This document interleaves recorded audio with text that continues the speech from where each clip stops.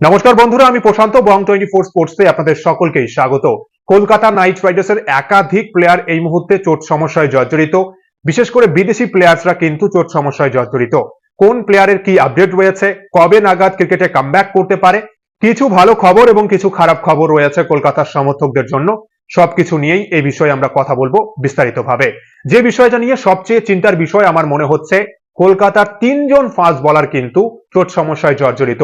বিশেষ করে দুজন বিদেশি ফাস্ট বলার আপনারা জানেন যে নকিয়া চোট পেয়েছে এবং নকিয়া পাকিস্তানের বিরুদ্ধে হোয়াইট বল সিরিজ থেকে কিন্তু ছিটকে গেছে।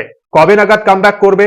এবং অন্যদিকে আরেকজন fast bowler Spencer Johnson, expect করা হচ্ছিল যে বিগ ব্যাশ লিগের শুরু থেকেই তিনি খেলতে পারবেন, তিনিও কিন্তু চোটের মধ্যেই ছিলেন। কিন্তু এই মুহূর্তের আপডেট, স্পেন্সার জনসনও পুরোপুরি ফিট হয়ে উঠতে পারেনি। তার মানে কলকাতার দুই প্লেয়ার, নকিয়া চোট পেয়েছে, নকিয়া কবে কামব্যাক করবে ঠিক নেই, অন্যদিকে স্পেন্সার জনসনও কিন্তু বিগ ব্যাশ লিগের শুরু থেকেই খেলতে পারছেন না।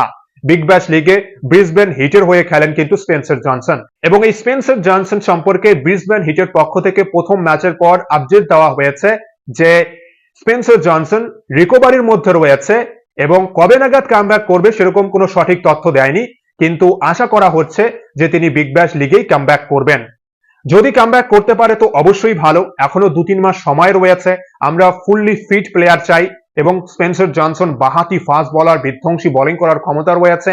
তো আমরা কিন্তু একজন ফুললি ফিট প্লেয়ার চাই।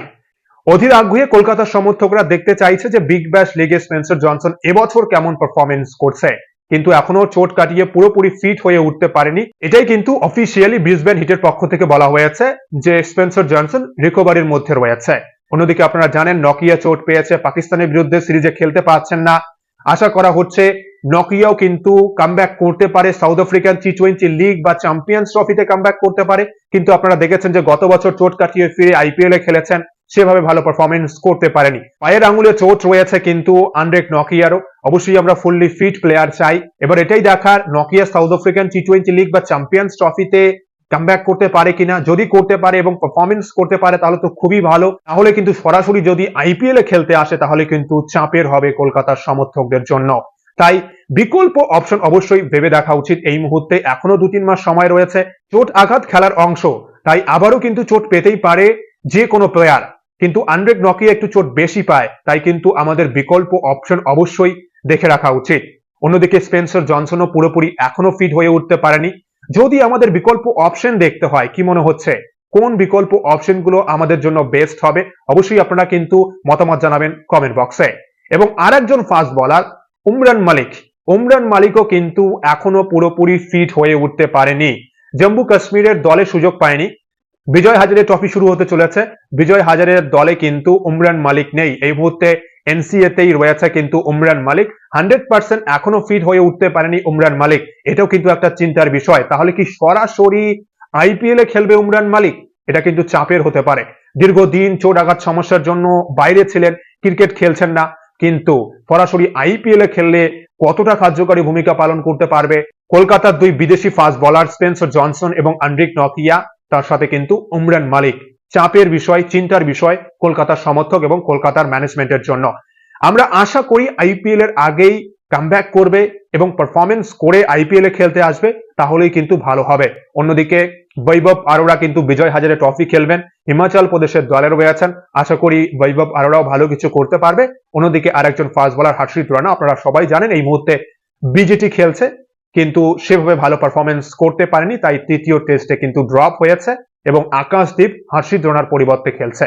এবং চতুর্থ টেস্টেও সম্ভবত আকাশদীপই খেলবে, হর্ষিত রানার সুযোগ পাওয়ার সম্ভাবনা নেই বললেই চলে। তার মানে কলকাতার চিন্তার বিষয় কিন্তু এই মুহূর্তে ফাস্ট বোলিং ডিপার্টমেন্ট। প্লেয়ার্সরা চোট আঘাত সমস্যায় জর্জরিত, কিন্তু আশা করছি প্লেয়ার্সরা কামব্যাক করবে, চোট আঘাত থেকে ফিরে ক্রিকেট খেলবে এবং তারপর আইপিএল এ এসেও পারফরমেন্স করতে পারবে। কিন্তু বিকল্প অপশন যদি আমাদের দেখতে হয়, কোন প্লেয়াররা বিকল্প হতে পারে, অবশ্যই আপনারা কিন্তু মতামত জানাবেন কমেন্ট বক্সে, যদি এরকম সিদ্ধান্ত নেওয়ার প্রয়োজন পড়ে টিম ম্যানেজমেন্টের। এবার যদি কিছু ভালো খবর বলি, উত্তরপ্রদেশের ক্যাপ্টেন্সি করবেন রিঙ্কু সিং। রিঙ্কু সিংকে ক্যাপ্টেন্সির দায়িত্ব দেওয়া হয়েছে ভবিষ্যতের কথা মাথায় রেখে। ভুবনেশ্বর কুমার সৈয়দ মুস্তাক আলী টি20 টুর্নামেন্টে ক্যাপ্টেন্সি করেছিলেন, ভালো ক্যাপ্টেন্সি করেছিলেন, ভালো পারফরমেন্সও করেছিলেন বলে তিনি দলে রয়েছেন। কিন্তু ভবিষ্যতের কথা চিন্তা করে কিন্তু রিঙ্কু সিংকে ক্যাপ্টেন্সির দায়িত্ব দিয়েছে উত্তরপ্রদেশ। এবং আমরা আশা করছি রিঙ্কু সিং ভালো ক্যাপ্টেন্সি করবেন উত্তরপ্রদেশের হয়ে এবং ব্যাটে বলেও ভালো পারফরমেন্স করবেন। পরবর্তী যে আপডেট হয়েছে আজিঙ্ক্য রাহানেকে নিয়ে। আজিঙ্ক্য রাহানে কিন্তু সৈয়দ মুস্তাক আলী টি-20 টুর্নামেন্টে প্লেয়ার অফ দ্য সিরিজ হয়েছেন, কিন্তু বিজয় হাজারের দল থেকে বাদ পড়েছেন। মুম্বাইয়ের দলে নাম নেই আজিঙ্ক্য রাহানের। আপনারা যদি মুম্বাইয়ের স্কোয়াড দেখেন সেখানে রাহানের নাম দেখতে পারবেন না। অবশ্যই একটা শক হওয়ার কথাই যে রাহানের নাম কেন নেই, রাহানে তো ভালো ফর্মে রয়েছেন। কিন্তু রাহানে নিজে বিশ্রাম চেয়েছেন। বিজয় হাজারে ট্রফির জন্য প্রথম 3 ম্যাচের জন্য মুম্বাই দল ঘোষণা করেছে, সেখানে রাহানে রিকোয়েস্ট করেছে বোর্ডকে যে বিশ্রাম দেওয়ার জন্য এবং রাহানেকে কিন্তু ছুটি দিয়েছে মুম্বাই এবং রাহানে প্রথম 3 ম্যাচে নেই। মনে করা হচ্ছে যে পরবর্তী ম্যাচগুলোতে বা নকআউটের ম্যাচে কিন্তু তিনি আবার দলে ফিরে আসবেন। অন্যদিকে রঘুবংশীও কিন্তু দলে রয়েছে, পৃথ্বী শ কিন্তু বাদ পড়েছে মুম্বাইয়ের দল থেকে। রঘুবংশী সৈয়দ মুস্তাক আলী টি-20 টুর্নামেন্টে ভালো পারফরমেন্স করতে পারেনি, কিন্তু অন্যদিকে রাহানে থাকছে না এবং পৃথ্বী সহ নেই, এই দুজন ওপেন করেছিল, তাই কিন্তু রঘুবংশীর একাদশে সুযোগ পাওয়ার সম্ভাবনাটা বেশি রয়েছে। সৈয়দ মুস্তাক আলীতে পারফরমেন্স করতে পারেনি, কিন্তু আমরা আশা করব যে বিজয় হাজারে ট্রফিতে ওয়ান ডে টুর্নামেন্টে তিনি ভালো পারফরমেন্স করে নিজেকে আবার প্রমাণ করবেন এবং আইপিএল এর আগে ফর্মে ফিরে আসবেন, এটাই আমরা আশা করব। এবং বরুণ চক্রবর্তী তামিলনাড়ুর হয়ে খেলবেন বিজয় হাজারে ট্রফিতে। মায়াঙ্ক মার্কান্ডে পাঞ্জাবের দলে রয়েছেন। মনীষ পান্ডে কিন্তু বিজয় হাজারে ট্রফির দল থেকে বাদ পড়েছেন। কর্ণাটকের দলে মনীষ পান্ডের নাম নেই। মনীষ পান্ডে সৈয়দ মুস্তাক আলী টুর্নামেন্টে ভালো পারফরমেন্স করতে পারেনি, যার ফলস্বরূপ কিন্তু মনীষ পান্ডেকে বিজয় হাজারে ট্রফির জন্য সিলেক্ট করেনি কর্ণাটক। কিন্তু আমাদের আরেকজন উইকেট কিপার ব্যাটসম্যান, ভারতীয় উইকেট কিপার ব্যাটসম্যান লভমিত সিসোদিয়াকে দলে অন্তর্ভুক্ত করেছে কিন্তু কর্ণাটক। এটা কিন্তু খুবই ভালো নিউজ। আমরা দেখতে পারবো যে বিজয় হাজারে ট্রফিতে প্রথম একাদশে যদি লভমিত সিসোদিয়া সুযোগ পায় তাহলে কেমন পারফরমেন্স করছে। অবশ্যই বিধ্বংসী ব্যাটিং করার ক্ষমতা রয়েছে, কিন্তু আমরা আশা করি প্রথম একাদশের সুযোগ পেলে লভমিত সিসোদিয়াও ভালো পারফরমেন্স করতে পারবে বিজয় হাজারে ট্রফিতে। এছাড়াও কলকাতার আরো দুজন প্লেয়ার্স কিন্তু এই মুহূর্তে চোট সমস্যায় জর্জরিত। আপনারা সবাই জানেন যে রহমানুল্লাহ গুরবাজ জিম্বাবুয়ের বিরুদ্ধে সিরিজ চলাকালীন চোট পেয়েছে টি-20 সিরিজে এবং ওয়ানডে সিরিজ থেকে তিনি ছিটকে গেছেন। এবং এরপর যে জিম্বাবুয়ের বিরুদ্ধে আফগানিস্তানের টেস্ট সিরিজ রয়েছে, টেস্ট সিরিজের দলেও কিন্তু নাম নেই রহমানুল্লাহ গুরবাজের। তাই মনে করা হচ্ছে রহমানুল্লাহ গুরবাজও কবে নাগাদ কামব্যাক করবে, এটা অবশ্যই চিন্তার বিষয় কলকাতার সমর্থকদের জন্য।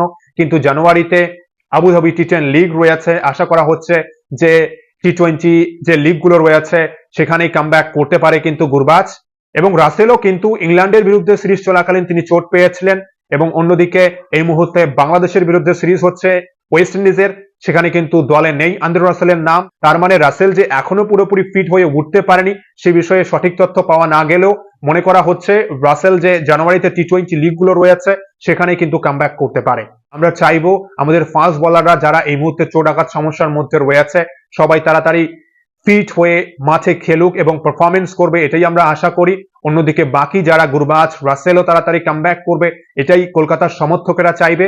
এবং কলকাতার সমর্থকেরা অবশ্যই চাইবে যে কলকাতার প্লেয়ার্সরা যেন যে যেখানে খেলছে টি-20 লিগে খেলবে বা ডোমেস্টিক লিগে খেলবে ভালো পারফরমেন্স করবে এবং যখন আইপিএল এর দলে যোগ দেবে সরাসরি তখন যেন আইপিএল এ ভালো পারফরমেন্স করতে পারে। কিন্তু চোট আঘাত সমস্যা অবশ্যই একটা চিন্তার বিষয়।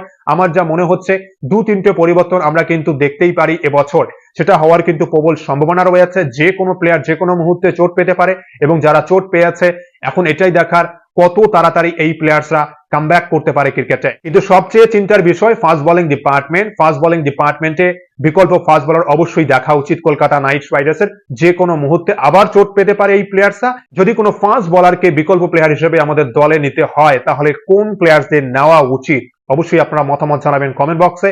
ও ভিডিওটি ভালো লাগলে অবশ্যই লাইক কমেন্ট ও সাবস্ক্রাইব করে খেলাধুলোর সমস্ত আপডেট পাওয়ার জন্য, কলকাতার সমস্ত আপডেট পাওয়ার জন্য অবশ্যই চ্যানেলটি কিন্তু সাবস্ক্রাইব করে রাখবেন। অসংখ্য অসংখ্য ধন্যবাদ সকলকেই।